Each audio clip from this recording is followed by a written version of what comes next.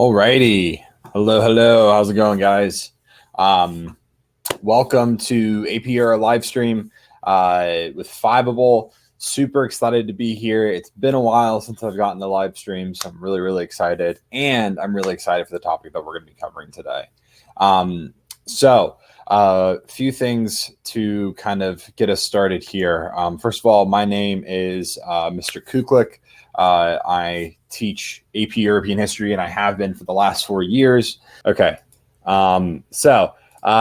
Today, like I said, we are going to be covering kind of the second half of Unit 6, which is the rise of nationalism, the rise of conservatism, and the rise of liberalism. Okay. This is going to be about an hour. It's a lot of what I'm going to cover is very broad, and I'll throw some comments in there when I say, hey, this is something that that you may want to go back and you may want to spend a little bit more time with. Okay. But let us go ahead and jump in. So first of all, Fiveable is the group that puts these on, which you guys I'm sure are aware of. They are a really cool group of teachers and educators who are doing these reviews. Now, something really cool that Fiveable is rolling out is a lot of study materials for you guys as we get closer to the AP exam. Okay. But if you've got more questions, head over to their website, but also check them out on the socials, Twitter, Instagram, and of course, YouTube, at Think Fiveable for all that good stuff. All right. Let's get into it. So what are we going to be talking about today? All right. Well, first and foremost, I'm going to start things off by talking about Europe in 1815. All right. That is, 15 years into the century, but in a lot of ways that starts the century. All right. Because we know that first 15 years of the century was all about Napoleon. All right. So I'll talk about Europe in 1815. Then I'm going to outline what the heck are these three big isms: conservatism, liberalism, and nationalism. What do they mean? So I'll give good kind of concrete definitions for all three of them. And then we'll talk about some big themes here. So conservatives, repressing liberalism and nationalism, and then liberal and nationalistic revolutions. And then we'll wrap it all up. Okay. So I'll talk about what they are, how they interacted with each other, and some big events that they caused. And then we'll wrap everything up. Okay. And those big events that they caused, that's the stuff that's going to get a little bit broad in some areas that you might want to go back and spend some more time with, especially the revolutions of 1848, which I'm going to talk about, in 5 minutes. And really you could spend days talking about the revolutions of 1848. All right, let's go ahead and jump in. So Europe in 1815, the Congress of Vienna. All right, this is one of our major big events of the class of AP European history. All right, I put this up there with like the Peace of Westphalia. Okay, and in fact, I tell my students, I say, hey, there's not that many dates, concrete dates that I expect you guys to know. Okay, Peace of Westphalia, 1648 being one of them. 1815 Congress of Vienna, that's another really big important one. Okay, this in a lot of ways brings us into the true modern era of European history. Okay, and certainly of European diplomacy is the Congress of Vienna. So it's super important here. All right, now Napoleon and the French Revolution, they changed Europe. Okay, and the leaders of Europe had to respond to this. All right, so we know last we left off, Napoleon, he is gone. He is kicked out of Europe twice, right? Elba the first time, he comes back for 100 days. He's kicked out again, sent to St. Helena, where he's going to die like 2 months later. All right. But after this happened, you have this big, kind of like, all right, let's take a deep breath and let's figure out what the heck to do now, because Napoleon just steamrolled most of Europe. All right. Let's figure out how we are supposed to respond to this. All right, so this is where we get the Congress of Vienna. All right, the Congress of Vienna is that response to Napoleon. So first of all, the big goal here, the big goal of the Congress of Vienna is that they want lasting peace. The members of the Congress of Vienna want lasting peace. They don't want to go to war again. Okay, this is like a similar mindset that we're going to see later on after World War I.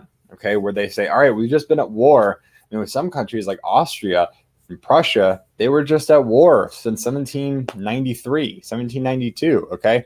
So they've been at war for almost 20 years.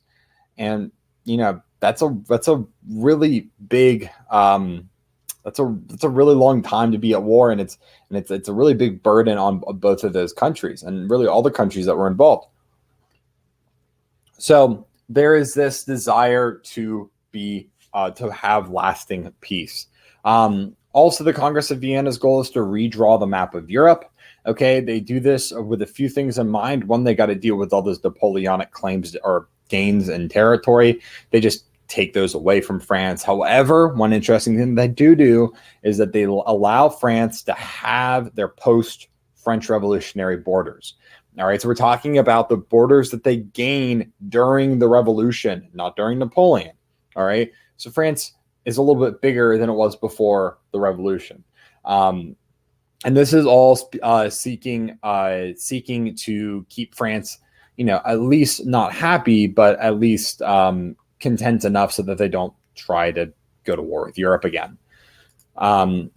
Also, their goal was to put conservatives back on top. Okay. And this was the goal of all these major leaders. They want a return to the old regime, put the monarchies back in charge. Okay. And really not only put them back in charge, because they really were in charge in most of Europe still at this point, right? The only country where you could say people weren't in charge or monarchies weren't in charge was in France. Okay. And, but so it was more of that they wanted to make sure that the monarchies had and were secure in their power. Okay. Greatest AP of all time. I love it. They wanted to make sure that those monarchies were secure in their power. All right. So those were really three main goals of the Congress of Vienna. All right. Now on to the Quadruple Alliance. Okay. This is also known more broadly as the Concert of Europe. This was an alliance between Austria, Russia, Prussia, Great Britain, and then later on France, all right, which kind of makes the not Quadruple Alliance. But still, eventually France is going to be added to this. And this was an alliance of all the major powers of Europe. The idea here was that, hey, we are going to get together. We're going to meet, every so often, and we're going to work out any problems that we have with each other. Few shortcomings with this. The biggest is that there was a 20-year timestamp on it. After 20 years, it was going to disband naturally because they were like 20 years. That's about all we need. It'll be good. So there was a time limit on it, but also the bigger issue is that it starts Europe on this trail to alliances. And not only that, but also secret alliances are going to become a little bit more common. And we know, if we know anything about 20th century history, this is going to be a big cause of World War I. And that's kind of the thing, is that a lot of what happens in the 1800s is precursor and setup to World War I, the interwar years, and World War II. That kind of big chunk of 35 years of history, 30 years of history. So a lot of this stuff is built up for that, which is something to think about. So the idea was they meet together periodically to discuss problems. France eventually joins in 1818. Another one of these alliances that's not quite as important, but is worth mentioning, is the Holy Alliance between Russia, Austria, and Prussia.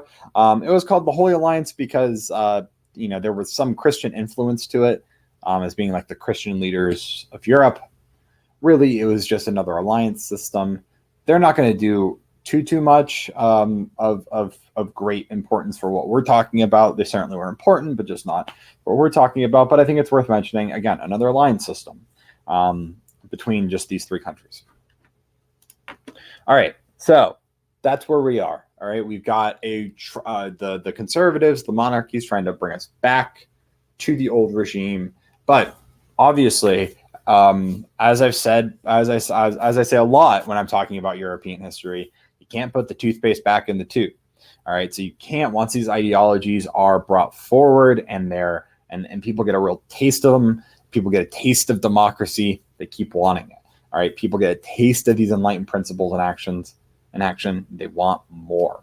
All right, so while the conservatives are grasping for the memory of the old regime, you also have people that have seen the Enlightenment in action, and they've seen voting rights, and they've seen representative governments, and they want it. Okay. But let's go over these competing ideologies. So 3 competing ideologies emerged in the 19th centuries: conservatism, liberalism, and nationalism. All right. Now, these are not new ideas, as we're going to look at. In fact, these are ideas that have been around for a while. They just really, one, hadn't been developed to the point that they are right now in the 1800s.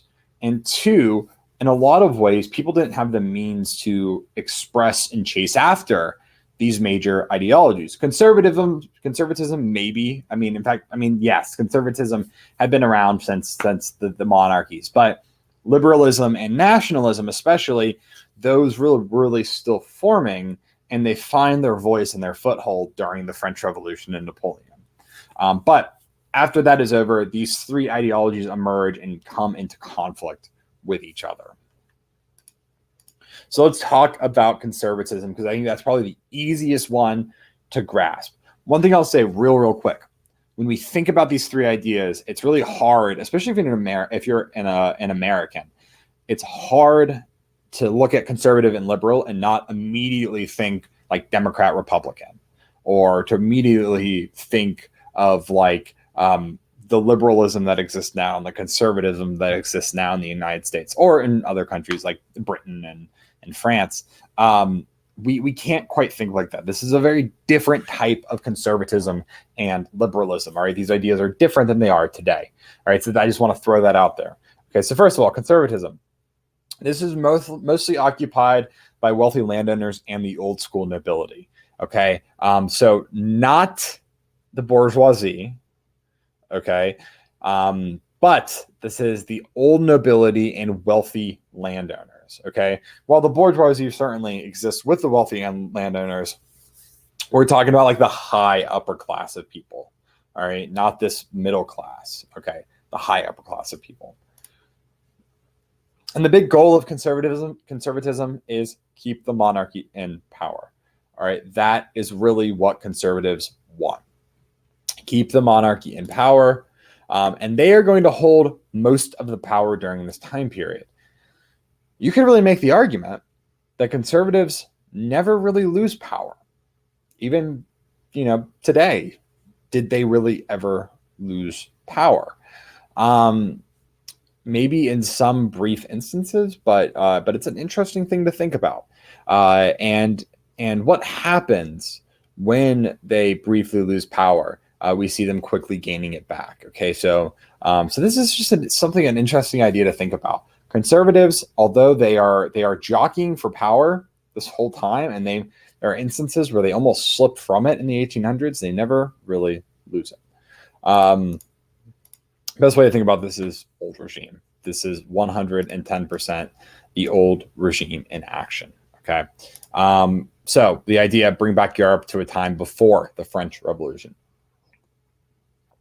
That is the goal of the conservatives. Bring Europe back.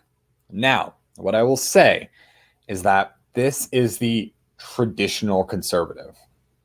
There are going to be new conservatives that emerge, especially during the unification processes in Germany and Italy. In fact, Otto von Bismarck is going to invent a new type of conservative. It's going to be very popular. Okay, and this conservative, while he shares a lot of the same ideas, is going to be different than the traditional conservative. Okay, so something to keep in mind. I'm not going to touch too much on it now. I'll be given another live stream in about a week or 2 weeks where I talk about the unification of Italy and Germany. We'll spend a lot of time talking about our boy Bismarck and how he invents a new idea of conservative. But let's talk about liberalism. Okay, so what does it mean to be liberal? No, it is not free healthcare. No, it is not free university. No, it is not social liberalism. All right, that is a modern liberal idea. Okay, old school liberalism. Traditional liberals, actually, from the 1800s, were probably very anti a lot of the liberal ideas that exist today, especially in the United States. Okay, in fact, these liberals were mostly made up of middle-class business leaders and merchants. Okay, so we're talking about the bourgeoisie through and through. And remember, the bourgeoisie, they were the middle class, but the middle class of the early 1800s is not the middle class of the late 1800s. The middle class of the early 1800s is very, very small, and it's very, very wealthy. This is the bourgeoisie. All right, when industrialization starts to really, really take off in Europe, the middle class is going to grow. And as the middle class grows, it's going to grow more economically diverse. Okay, so you have members of the middle class that are not necessarily wealthy, but they're definitely not poor, more traditional middle class, right in the middle. But this traditional liberalism is made up of that wealthy bourgeoisie. Now, their big goal was that they wanted to give more power to elected parliaments. Okay, and the idea here was a few things. All right. This idea of elected parliaments, we really, really have to talk about here. Okay. So first of all, when we're talking about elected parliaments, we're talking about parliaments like the British Parliament, but also the parliaments that existed during the French Revolution, parliaments that have some level of legislative power. Okay, but who puts the members of the parliament there? Who are the people that are actually voting? These liberals would probably say middle-class landowning men. All right, they would say if you own land and you were a man, you would be the one that was voting. All right, this is very traditional to what the framers of the Constitution wanted. The framers of the Constitution were scared of the rabble of society. All right, they were scared of what your average citizen, what they would vote for and who they would vote for. Liberals in the 1800s, it's the same thing. All right, they are not all about universal suffrage. They're not all about equal rights. Okay, but they are about the educated being in control of the government. All right, think back to what the bourgeoisie wanted in the French Revolution. They wanted representation. They wanted to be able to hold public office. They wanted to have a say in what happened in their government because, hey, they were educated. They were wealthy, sometimes wealthier than the nobility. All right. These are the liberals, right? These are the ones that we're talking about right here. Okay.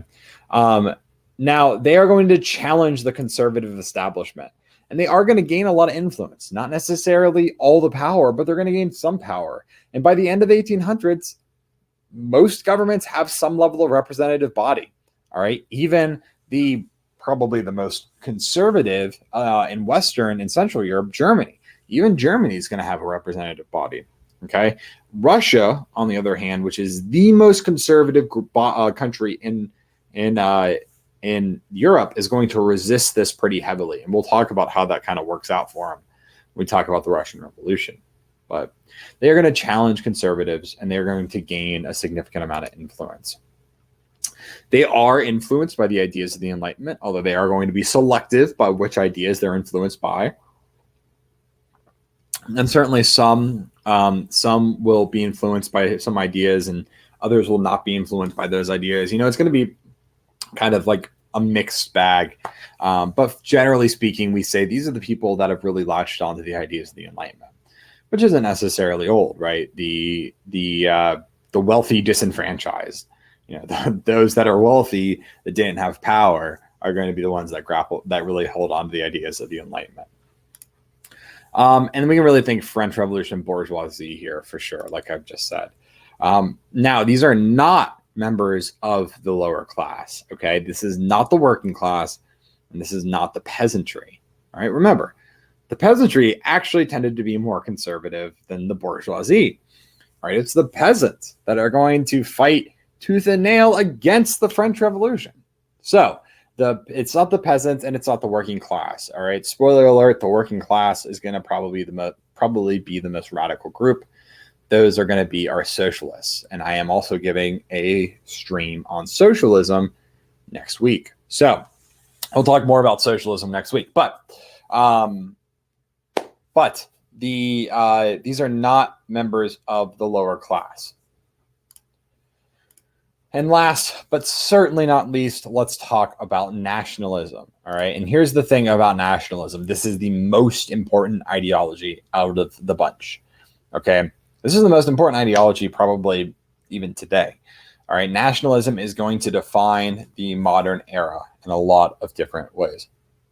So, nationalism at its core, all right, it's the idea that you feel an intense love or sense of pride for a group of people that share a similar culture, history, and language, set of beliefs. All right, so we're thinking here like Germans or Poles. We can even think about like Russian, French. Okay, these are groups of people that may or may not have a country that share a common culture, history, and language. Okay, and so nationalists are going to disagree with a lot of these old school countries that exist in Europe. All right, Austria is a prime example of this.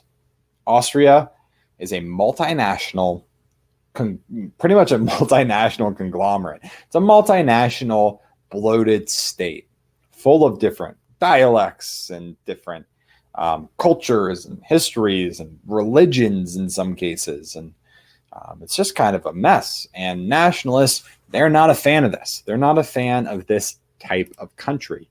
But the thing about nationalists that we need to understand, they are not necessarily, let's say necessarily, not necessary, not necessarily liberal and not necessarily conservative. All right. In fact, you're going to have nationals that you're going to have some nationals that would be more liberal and some that would be more conservative. And it's going to kind of flip-flop. It's an idea that a lot of people share, that liberals and conservatives are going to be grasping at to try to get onto their side at different times in the 1800s. So that's something to keep in mind, is that not inherently is nationalism one thing or another. All right. So I want to kind of go into more detail of what nationalism actually is. This is something I've noticed that students kind of struggle with. Nationalism is kind of, I like to almost compare it to like, how do you define irony, right? You can recognize irony when you see it, but it's hard to define it. I think nationalism is kind of similar. You see something that happens and you're like, oh, that's a nationalist movement because of X, Y, and Z. But if you're like, define nationalism, you're like, So it's something that students struggle with pretty often. So to give a very simple definition stamp onto it, nationalism, belief that one is part of a nation, which is a community defined by its members, politics, history, and social customs. All right. So I think the best example of this is Germany for most of European history, right? Germany doesn't exist until 1871. All right. Germany is a fairly new country. All right. It's not even 200 years old, but Germans have been around since forever. All right. Germans date their heritage back to the Germanic tribes that occupied Central Europe during the time of ancient Rome. All right. So this is a group of people that have a very, very rich history. And the Germans for most of European history are a good example of a nationalist group. All right. In fact, your teacher has probably, and I know I've certainly has probably called the Holy Roman Empire Germany and Germans, right? Because that's just easier, because it's not wrong, but Germany doesn't exist. Another good example is Poland from the 1770s until 1917, right? Poland doesn't exist. It's gobbled up by Austria, Prussia, and Russia. All right, it's not created again until after World War I. But Poland doesn't go anywhere. These Polish people don't go anywhere. Their country's gone, but they still exist, right? It would be like if in the United States suddenly was taken over by the British, right? Americans still exist. We just don't live in our country anymore. But we're probably going to want to try to get our country back. And that's going to be a big source of conflict in the 1800s. This idea of we want our own land and we want our own country. All right. Now, over time, the idea of the nation grew and grew. This is mostly going to happen, as with a lot of these kind of big new social ideas, it's going to happen in schools. It's going to happen in colleges, and it's going to happen in pre-college education. We have to remember that the idea of that everybody should get an education, we call it compulsory education. That's something that the Prussians really start in the 1700s. And compulsory education is going to really be pretty prominent by the 1800s, right? Napoleon starts it in the 1800s. The British are doing it. A lot of modern countries have compulsory education by this point. Okay, and in an education system, all right, you're learning about history, you're learning about politics, you're learning about society, you're learning local dialects. All right, all this stuff fuels the nationalist fire. All right, so nationalism, where does it really get its fire? In schools. So who's going to be mostly inspired by nationalism? Young people. All right, the young people of the early 1800s, and the people that are in fact going to be the real big political figures of the late 1800s. All right, they were inspired by nationalist ideas. So let's think, what events pushed the growth of nationalism? Okay, well, the big ones we can think of is the French Revolution.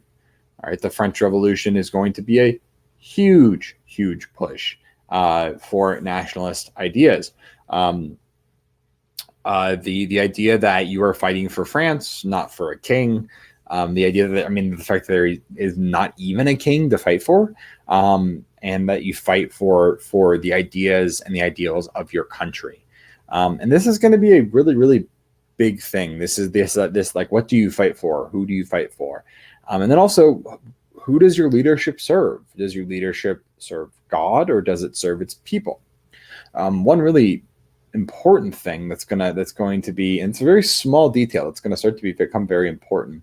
And we see this in France with there's several of these kind of minor revolutions that happened in France throughout the 1800s. But this idea of who is the king of France, or is the king of the French people? And this small detail is actually going to cause a lot of conflict because a lot of these kings, old school conservative kings, they're king of France, right? They're not king of the French people.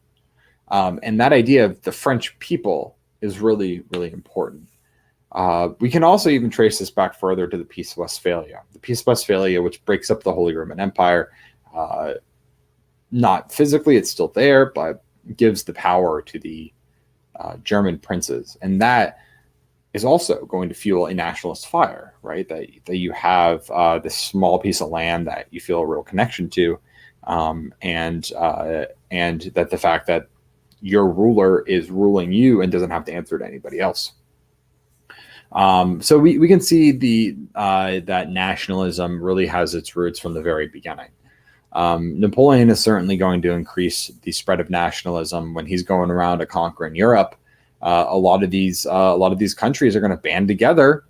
A lot of these small German states, they band together. A lot of these, these peoples that share a common nationality that maybe weren't crazy about each other are now really going to start working together because they have a common enemy. So by the time we get to 1815, nationalism is a very important idea. Now, the big question is, and what is really going to cause a lot of conflict between different national groups is what makes a nation. What determines a nation? Can a nation exist if there is no land to call your own? What happens if two nations have the same claim for land? All right. Could there be, or who determines what a nation actually is? How do you get that land? Right? All these questions that a lot of people are going to argue about. But this mess, which is the Austrian Empire, later the Hungarian Empire, is chiefly why, or an example of chiefly why, nationalism is so prominent. Look at the amount of nationalities that exist in this one single empire. It's pretty amazing. And if you look at a modern map of Europe and you look at the Balkans, which this area has us looking at here, it's southeastern Europe, and you look at it and it's very confusing. And in fact, the modern day map of Europe today is probably the most confusing that Europe has ever been. The Holy Roman Empire was a mess, but we can just label all that the Holy Roman Empire. But in terms of like individual countries with autonomy, the modern map of Europe is very confusing. All right. And when we think about why that is, the answer is nationalism. All those countries, most of them anyway, are going to get their own country. All those groups, all those national groups are going to get their own country, because nationalism is so important. And it's something that, for the most part, people, leadership, governments can agree upon. But you still see, even today, nationalist groups running up into each other. This happened recently. When I say recently, this happened back in 2014, I think, with the Russian invasion of Ukraine, the Crimean Peninsula. Okay, Russians claimed it as theirs, Ukrainians claimed it as theirs. And that's an example of two nationalist groups running up against each other and coming into conflict.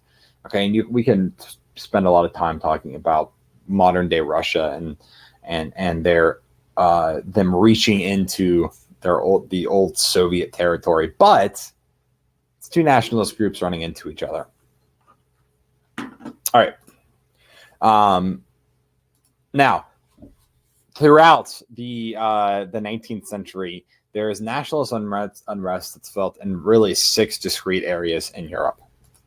First is the Irish, and this is something also that the Irish, up until really fairly recently, the Irish are really fighting for their own home rule. Okay, that's why if you look at a map of Europe today, there is an Ireland, there's a Northern Ireland. Okay, that's because of the Irish seeking home rule. Speaking of which, this Scotland just recently approved a vote for separation from the United Kingdom. Okay, very historic. And if they do that, they would be their own country outside of the domain of the United Kingdom. It's kind of interesting. Again, nationalist sentiment. Anyway, the Germans seeking unification, which I've talked about. The Italians seeking unification, although Italian unification is going to be more messy than German unification. And in fact, a lot of Italians today, they still really feel attached to specific areas within Italy, as opposed to Italy as a whole. So Italian unification is interesting. Again, I will be covering that in just a few weeks. The Poles sought restoration. Okay, so Poland sought to be restored back to its original country. Maybe not the original size, because it was the second largest country by landmass in Europe, but still, they want their country back. The Habsburgs sought to maintain their territorial integrity. Okay, and this rubbed up against all what we just saw, all of that nationalist sentiment, all of that, the cry for nationalism in the Austrian Empire. It's going to directly rub up against that. And then the Balkan nations sought independence from a bunch of different groups: the Ottomans, the Russians, and the Austrians. Okay, because the Ottomans are still kicking around. All right, we tend to forget about the Ottomans here in AP European history, but they are still there, even though by the time we get to the end of the 1800s, they are referred to as the sick man of Europe, because they are just so weak. But we'll talk about the Ottomans, especially during the Crimean War. All right, let's keep going because I'm running out of time. But political liberalism. All right, let's talk about liberalism as it has to do with politics during the 1800s. Okay, so almost anyone or anything that challenged their own political, social, or religious values in Europe was considered liberal. All right, this is a broad term, but again, it was predominantly that wealthy middle class. Now, the political goals of liberalism were based around Enlightenment ideology. Okay, they believed that the power of government should answer to the people. That that government is set up by the people for the people. Very John Locke-esque. And they wanted to achieve this through constitutions. All right, we'll be talking about constitutions a lot in the 1800s. The desire for a constitution that is going to give us some representation. All right, now their economic goals. Then this is where they really differ from more modern liberal ideology, okay, which tends to be a little bit more socially liberal, socialist liberal. they really were a fan of free markets and a free market economy, much more capitalist, much more Adam Smith laissez-faire style economy. They did not necessarily want government regulation. They did not necessarily want social programs. They wanted free markets, okay? And while a lot of countries had started to adopt free markets, especially in places like Britain, which had pretty much entirely adopted free markets, France still holding on to some mercantilist principles, Germany, Austria, certainly Russia, okay? So the desire for free markets was definitely there. They believed that markets should determine the economic decisions of the state. That's free markets, right? So let the markets decide. Let the markets decide how much to charge something. Let the markets decide who wants what. Okay, that's the free market ideas. Okay. Let's talk about nationalism and liberalism interacting together. And guys, I know this is really dense, and it's really the big struggle with this is because it is so not fact based. It's way more ideology based, which I know a lot of people do really well with. I personally think it's really cool and it's really fun to talk about. But I know some people really do well when it's more like fact, like boom, boom, boom, boom, boom. This is this guy and this is what he did. This is this war and this is what happened. And this just isn't that. And I know it can get kind of dense and complicated, but just bear with me. And we'll get through. And remember, you can always go back and rewatch if you subscribe to 5 People. Okay. Now with nationalism and liberalism, even though these two ideas, they seem like they should work together, especially since they're two oppressed ideas in Europe as opposed to conservatism, which was in charge. But they were not necessarily in agreement with each other. Okay, so first and foremost, there are some ideas that nationalists, that liberals just did not agree with when it came to nationalists. Okay, so first of all, the idea that some nationalists believe that one ethnic group could assert its dominance over another one. It's not a liberal ideology, but what we do see is that in the first half of the 1800s anyway, a lot of liberals and a lot of nationalists work together in order to pretty much try to gain some semblance of power in Europe. All right, the idea that we're both oppressed groups, we might as well work together, and we'll put aside differences to work together. But this is really a pretty shaky agreement, right? And we're going to see when that levee kind of breaks and how it does. All right, now, before 1848, nationalists and liberals worked together. Kind of just what I talked about here. Both believe that sovereignty should rest with the people, united by common loyalties and languages, and the idea that any change would be positive. However, it's in the second half of the 19th century that nationalists and conservatives are going to work together. We'll talk about that more with the unification of Germany. All right, let's talk about conservatism.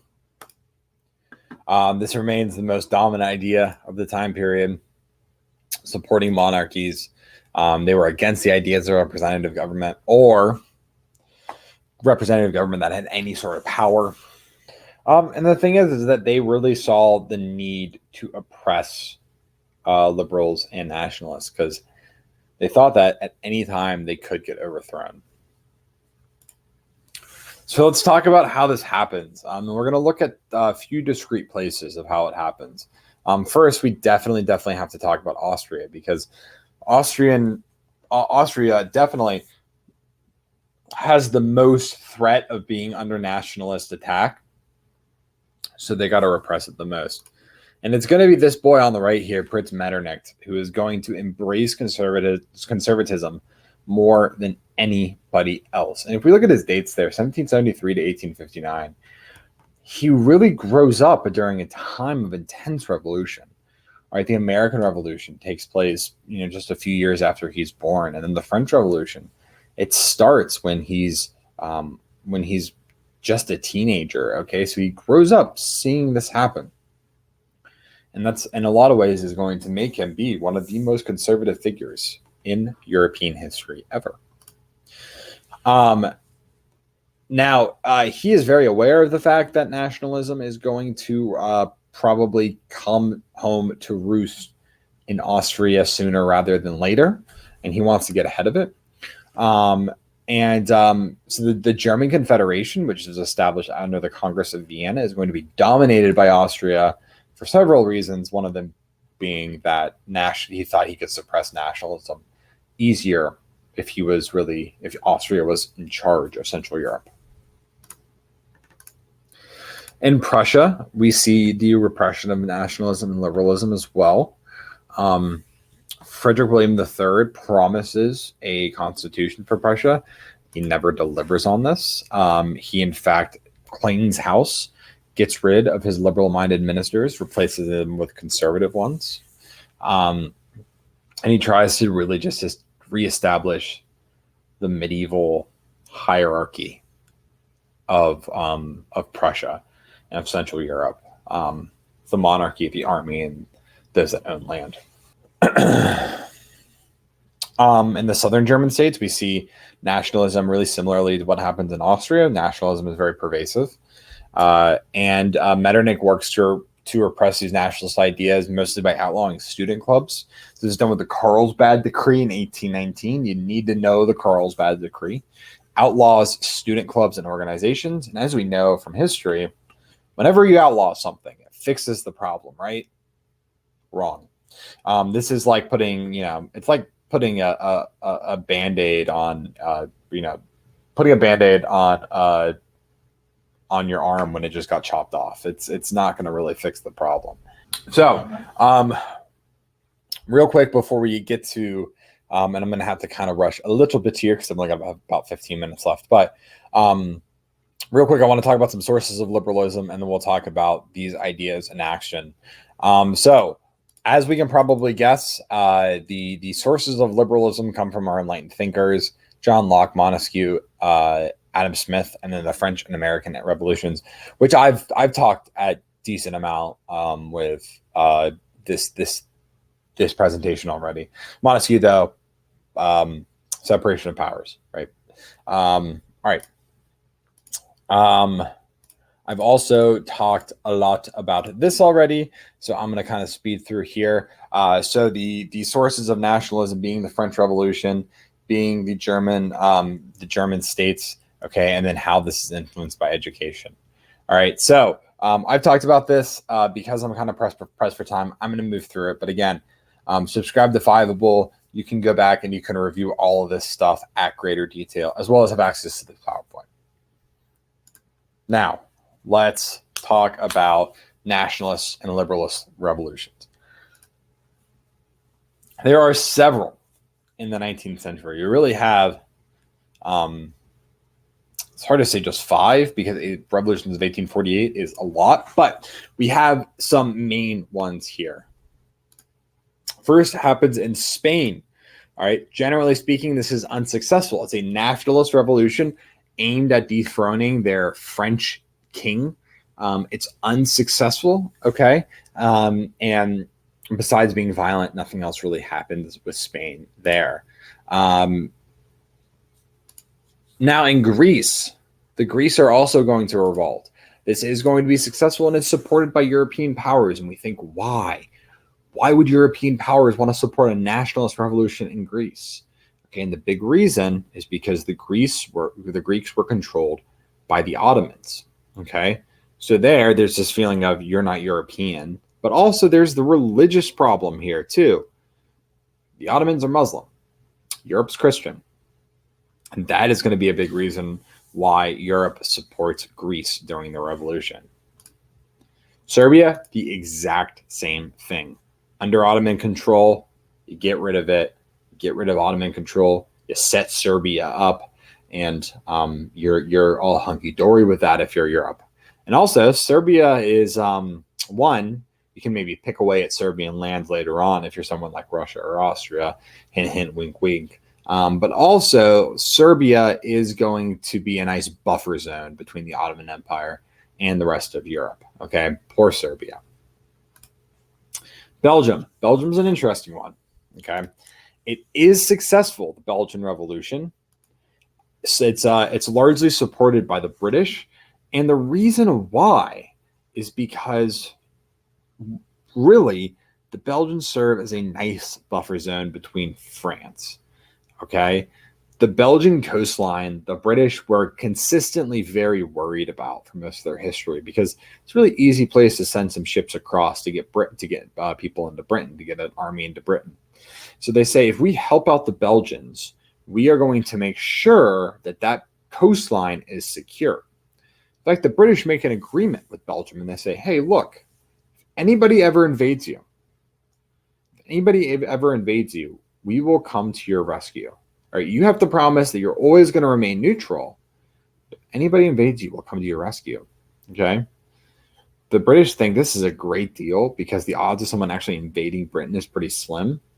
However, it's going to happen in 1914. It's the reason why the British get involved in World War I. It's because of this deal they made with Britain just a few decades prior. So out of this, Spain is going to stay as under French control, or under a French king anyway. Greece, Serbia, Belgium, brand new countries. Okay, well, Greece isn't really a new country, but you get what I mean. Now let's talk about the big bad revolutions of 1848. All right, more than 50 revolutions break out in a single year throughout Europe. It's this really domino effect of revolutions, right? One starts and inspires another one, which inspires two more, and so on and so on and so on. And these were mostly inspired by nationalistic and liberal ideologies. Okay, the causes of the revolution are in a lot of the same are causes that have always started revolutions: bad harvests, unemployment, poor living conditions, no poor relief. Okay, and that last one, no poor relief, is going to be a really, really big one. Because when the Industrial Revolution hits, you're going to get a lot more people that are unemployed, all right? There really wasn't such thing as an unemployed peasant because there's always land that can be worked. But when you're living in the city and you can't get a job, there's not much else you can do. And so these kind of basic economic reasons are going to be some big causes of the Revolution of 1848, okay? But also there's some liberal reasons too. No representative governments, lack of civil liberties, all right, unregulated economic life, okay? All of these ideas that are liberal are also going to start these revolutions. Okay, so we call them liberal and nationalistic revolutions. Although not all of them were nationalistic, not all of them were liberal, but there was revolutions that were both of them. Or there were some revolutions were liberal, some were nationalistic, some were both. Okay, but not all. Now, the nationalist call for revolution. This is especially if we go back and we actually take a look at the map, we can see a lot of them, a lot of those revolutions. And this is just a map that highlights areas of intense revolution, but a lot of them are in areas where nationalist ideas are suppressed. So Austria-Hungary, Ottoman Empire, Italy, we can really see those revolutions are where they're the most heated. Okay, so it makes sense. Like in Hungary, nations seeking independence, also nation groups clashing with each other over territory. But overall, the big takeaway from these revolutions of 1848 is that they failed. All right, generally these are considered failures of revolutions. Only successful stuff that happens here immediately is that the French throne fell. Okay, the French monarchy is dethroned. That is the only real immediate change that happens with these revolutions. So overall, we see the revolutions were a failure, but we have to put a big old asterisk there. They have insane impacts on Europe going forward into the future. Okay, these are impacts that are going to be felt for the next decades and decades. Okay. So first, the monarchies, even though most of them were intact, they were badly shaken. In fact, Germany was like so close to being united. They were so close to being united in kind of this like sort of liberal country. It fails though. And a lot of these monarchies, they say, okay, that was crazy. We came out of it alive somehow, but what's going to happen the next time? Okay, and that idea of that, like, this very well can and probably will happen again is going to be really, really scary. And then also the middle class, the liberals, start to abandon the working class. The conservatives are going to see this as an opportunity. All right. The revolutions of 1848 are real complex, and they're really in depth. And like I said, I've got actually a book sitting over on my bookshelf now that is all just about the revolutions of 1848. I don't actually know. It might be at school. Anyway, it's all about the revolutions of 1848. They were really complicated is what I'm getting to. So that's a very brief overview. Review it a little bit more. There's some really great sources on revolutions of 1848 that you can read. Read it a little bit more, but that's a very brief overview of them. All right. Perfect timing. Let's wrap this bad boy up.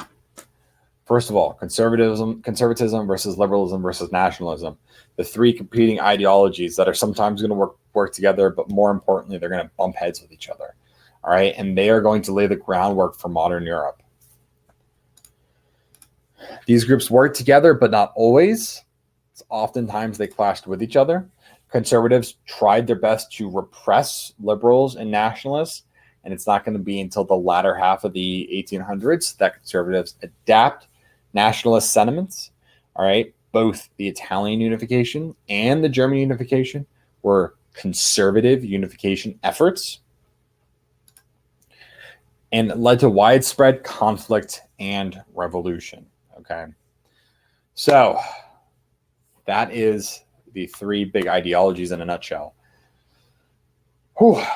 We are going to keep referencing these a lot as we stay in the 1800s. And we're going to reference them a lot when we get to World War I and World War II. Okay? We're not going anywhere.